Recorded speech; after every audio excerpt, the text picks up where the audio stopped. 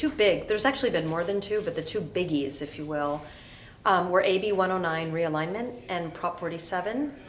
Realignment sought to take what are referred to as the triple nons, non-serious, non-sex, non-violent offenders, out of our state prisons, send them back down to the county to be dealt with locally.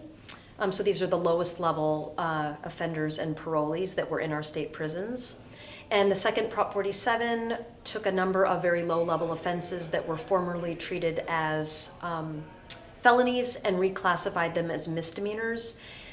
The goal of both of these was to reduce our state prison population. There had been a slow buildup of our state incarceration population that reached really troubling levels. We were well over 200% capacity. And in 2011, the Supreme Court stepped in a case, Brown v. Plata, saying California state prisons have to reduce their prison rolls by 33,000 individuals over a 2-year time frame. So that got the ball rolling with realignment. Prop 47 helped to achieve that goal as well. Long story short, no, realignment and Prop 47 did not have any impact on violent crime, according to research, and had only a very slight impact on property crime, and that was mainly for the crime of auto theft. So these predictions that California was going to experience a huge crime wave as a result of these reforms, not substantiated. Unfortunately, despite these findings, there continues to be claims that these reforms are responsible for upticks in crimes throughout the state, and there's been recent calls to roll back these reforms. There's the perception that California has been extremely liberal with its prisons and that we're sort of overdoing it, we're overstretching things, and that all this reform is, it's scary, it's shifting, and people don't like change. And so the assumption is that, wow, you cannot shrink prisons without having crime rates skyrocket. The reality, though, that's not happening. So I think there's partly just a lot of changes taking place, and change is scary to folks. There's also a lot of preconceived notions about the impacts that policies can have. So people assume that a policy is implemented, it must be causing crime to go up or down.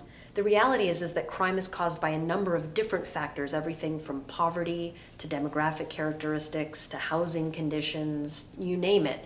So we, I think, put too much stock in any one factor causing crime, when in fact crime is caused by a constellation of factors.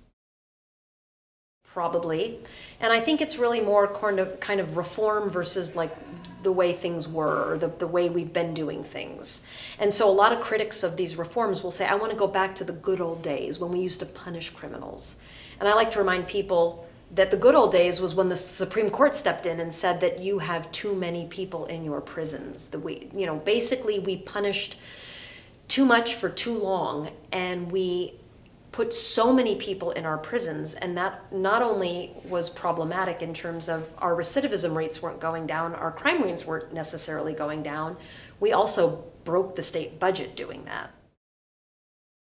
There is no doubt that California is the epicenter of these changes and being watched by other states.